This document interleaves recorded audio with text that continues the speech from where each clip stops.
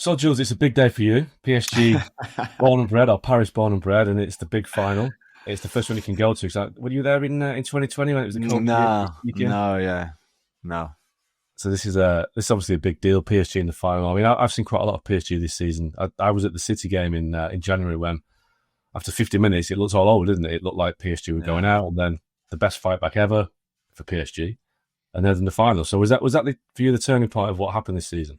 Yeah, I would think so. I saw Vitinha the other day at the media there, and he said the same. He said if you had to pick maybe one moment where the players felt it clicked and something changed, it's probably that second half of that City game. Really, do you remember under the pouring rain? It'd been raining all day in Paris, and it looked so doomed after the second goal for Man City. Not that PSG were not playing well in that game, but it just felt okay. This is not going to be their day. And then that Barcola move on the left, the nutmeg on Nunes, and then the cross and the Dembele goal, and then after that, it was just not stopping them. And I think they realized then, with that, the intensity that they have, the energy, and some of the best players one on one, and that can just make something happen anytime. On top of that, their cohesion collectively, that they could do anything. They could beat anybody. It could be their time at any time, and that really changed everything. After that, they won away at Stuttgart, and then it was the playoffs, and then the knockout stages where they never looked back really. And I think it was coming. They were building something, and Luis Enrique was taking the time to work on different aspects of their game, with the ball, without the ball, how you build up, your finishing, all that kind of stuff. And then finally that day, it seems like it all got together. I mean, I remember Dembele going against City, and that seemed to spark Dembele into life this season, because you had the next game in Stuttgart, he scored a hat trick. I was in Stuttgart. It was that game where it could have been, Stuttgart could go out, PSG could go out, and PSG absolutely hammered them. And Dembele was amazing. And that night I thought, PSG could win this if they get a decent draw. And they did. They got Brest. Then it was a pretty hard draw after that in terms of beating all the Premier League teams. But it's just they've got the pace and the power in it.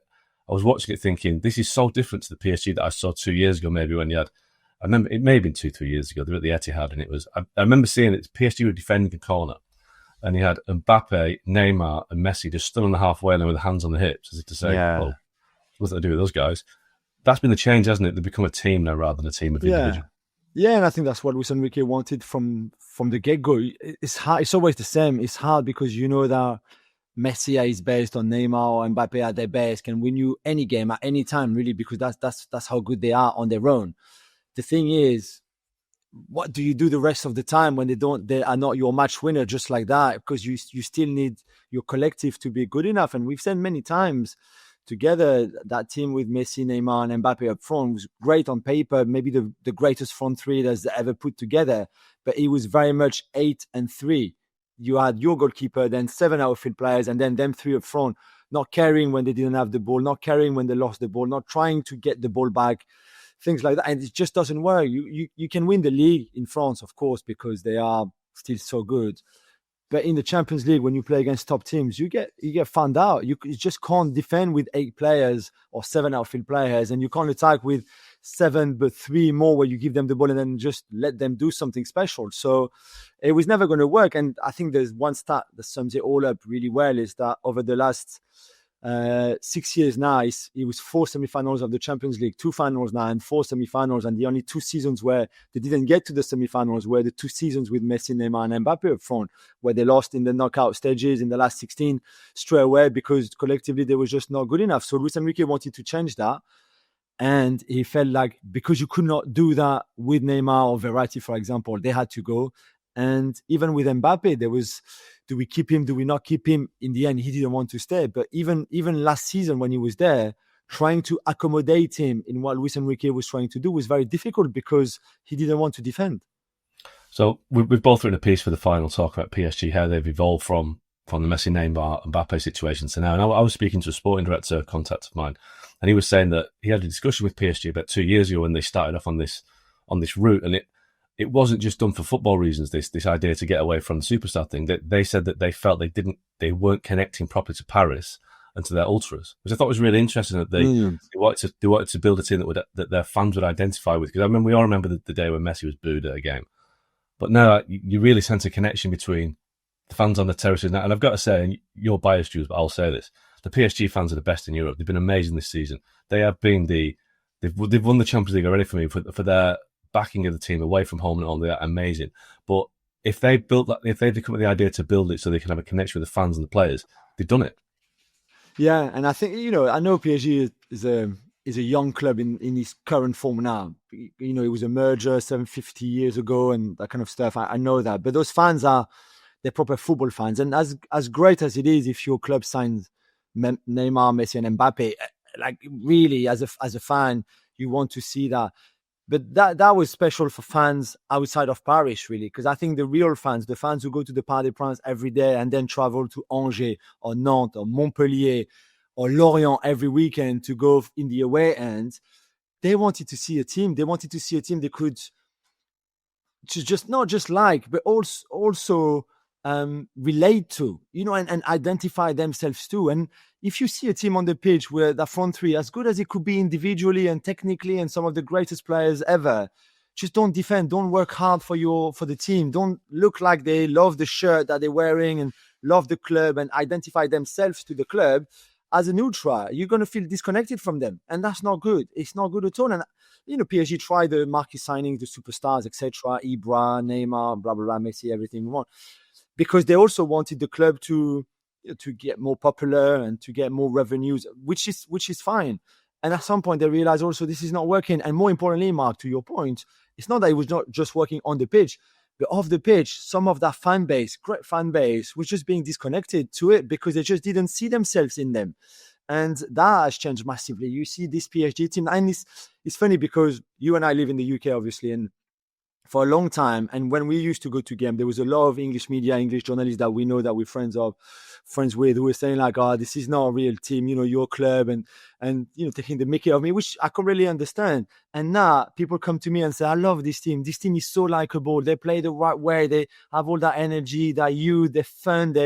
And that is the massive change as well. I don't know if they will win the Champions League final on Saturday or not, but they've already won a lot this season outside of the trophies by making people like them. I'll give you an example. My boy, we live in Manchester, and he bought himself a PSG top with Doué's name on the back. I'm like, what are you doing? You don't want a Lindelof shirt, or you don't want a Luke Shaw shirt? But I mean, Doué's been amazing this season. Barcola and Dembele. Who's the player that the PSG fans really identify and latch onto now? Is it Dembele? Is the terrace hero? Yeah, a little bit, because he's clearly the leader of this team, because he scored a lot of goals, because he turned into prime Brazilian Ronaldo between January and March, something like that. And I think the truth is probably a little bit in between. He's never going to score 3 goals a game through the whole season. This is not what he does. And he's improved so much now that he's not going to miss another 3 or 4 sitters per game like he used to before. But I think it's probably him. But then Marquinhos has been there for 12 years. He arrived when he was 21 or 20. He grew with his team. He was there on the bad nights. He was there on the good nights. And Saturday could be the greatest nights of all, really.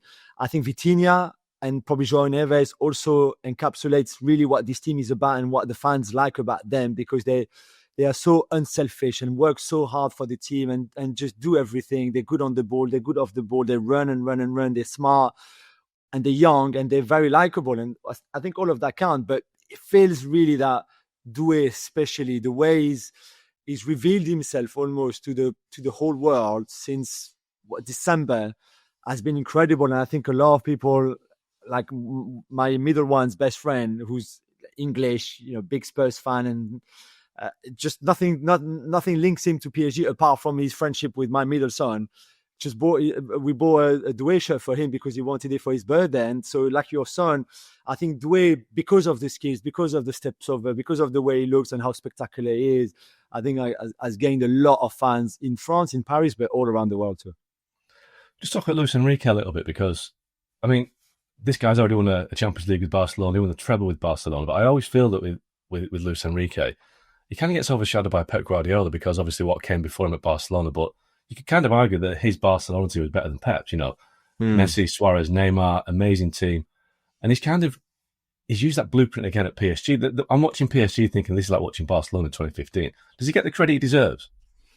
No, you're right. I don't think so. I think, like Vitinha said to me the other day, he's an absolute genius. He said, I promise you, when you work with him every day, I know he can come across as a bit austere and stubborn and a bit strict at times, which I think he is. He's a very strong personality. But I think he's a wonderful, wonderful manager, really. And you're right, I don't think people give him enough credit. 10 years ago was that trouble, and I think it's maybe because in between there hasn't been much happening for him. He went to other clubs with the national team, and things didn't really work out for him. But I think he's wonderful. The way he built this team is great. When we were at the media day at training, he obviously goes on to his crane, to watch the little 11v11 from the crane from the top. And a lot of people who didn't know this were a bit shocked and said to me, like, why is he on this crane? I said, no, this is what he does. He loves it. He asked the club to buy the crane, and he goes up, and then when he has something to say, he stops the game. The crane comes down slowly. He runs onto the pitch, says something to the players, then goes back. The crane goes up, and the game continues. And I saw him after the training. I said, like, just tell us why you love the crane so much. He said, if I could watch any games, like Champions League, Ligue 1 games, French Cup, whatever you want, from the crane, I would. It's just I can't do it in a game because I can't be in the stands, and then it take me too long to go back to the pitch, and I need to go back to the pitch quickly to give the instructions to the players. But he said, this is the way I see the best. It's just, I think he's different on many levels to other top managers in the world. And because he won that treble 10 years ago, I think he feels there might be a little bit of, destiny there, a bit of karma, and that is his turn again. Synchronicity. I was speaking to somebody at Man United about how when they were looking for a new coach, it was probably early 2022. Ole Gunnar Solskjaer had been sacked and Ralph Rangnick had come in for a temporary role. They basically had a shortlist, and it became the final two was Mauricio Pochettino, who was at PSG at the time, and Erik ten Hag. And I was told that they really wanted Luis Enrique, but he made it clear early 2022, I'm interested, but I'm not leaving until I've done the Spain job at the World Cup in December 2022. Yeah. It was too long to wait. So, I mean, it's sliding doors, isn't it? I can't imagine Luis Enrique going to Man United having the ability to be successful there as he is at PSG. Because at PSG, he's got the best team in the league. He's got all the resources he needs. He's able to. I mean, Man United probably even buy him a crane, let's be honest. But PSG have got him a crane. He's training ground. So I think it's definitely Man United's loss is PSG's gain. I do think that, I must admit, he can come across as quite severe, but he's quite funny as well. I was in the press conference also at the Farmers League, They've beaten 4 Premier League teams, Man City, Liverpool, Aston Villa, Arsenal, and he's like, well, we're a Farmers League. Well, really? That could be the best team in Europe by now. Yeah, and I think he's got that, and the players love him, which I think he doesn't like the media. He doesn't like to talk, as you know, he talks a lot, like every top manager, because there's press conferences it seems every day almost, and he's not too keen on that.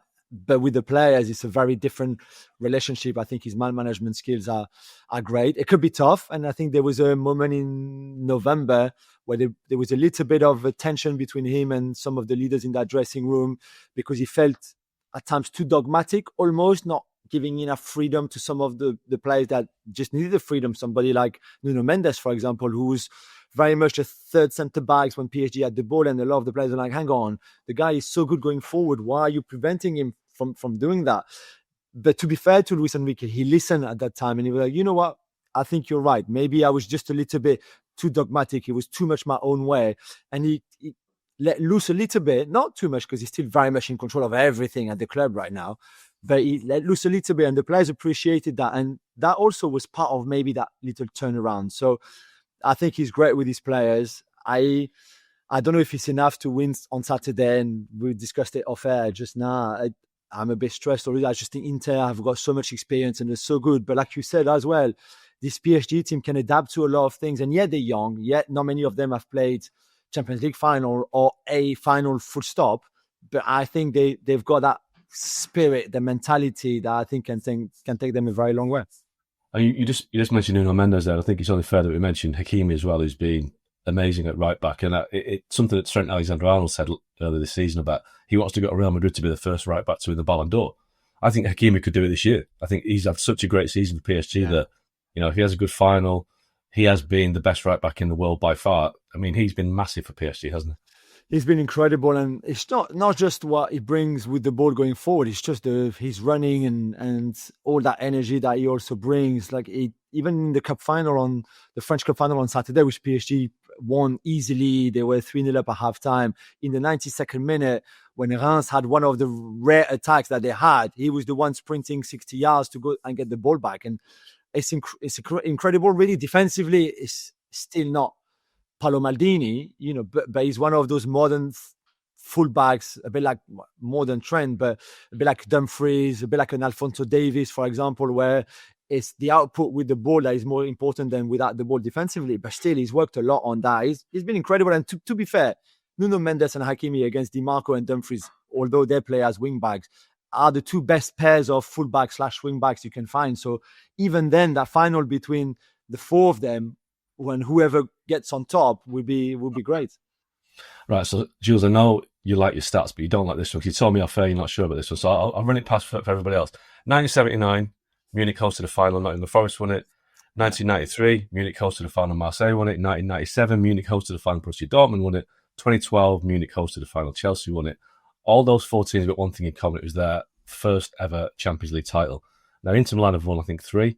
PSG haven't won a Champions League title yet. So the Munich, the lucky omen of Munich, is that going to last for PSG, or are you still worried about Inter Milan just having too much experience?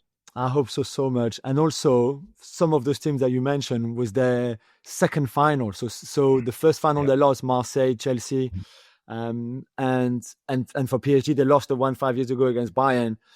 So maybe there's something. I mean, Marseille won in Munich, as you said, the Champions League in 1993 in a different stadium because against the team from Milan. Against the team from Milan, the other one. So there's a lot of little things that I'm hanging on to make me a little bit more confident. I think it's a hard final to call. I really believe that all that experience that Inter have, including the final 2 years ago against City, where they were maybe the better team and were a bit unlucky not to win, I think will count. It's also a team that can suck out almost all the energy that you want to put, slow down the tempo, control that tempo the way they want. And as we saw against Barcelona in the semi-final, be super efficient. They scored 7 goals out of 9 shots on target. This is unprecedented at that level. So I fear this Inter team, really. But I look at my PSG team and I see all those players probably playing their best football, which is not the case for Inter Milan. I think some of those players were better 2 years ago, for example. But for this PSG team, everybody is at their best. They've never played better than that, individually and collectively. They've got match winners, as we said.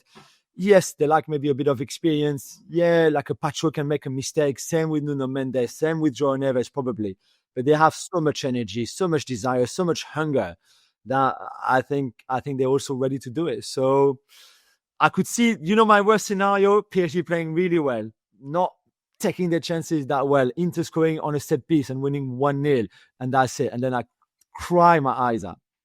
Yeah, just suck the romance out of the game, that wouldn't. I mean, obviously PSG are amazing to watch, and the big, bad, ugly football team wins the game. But I don't know. Exactly.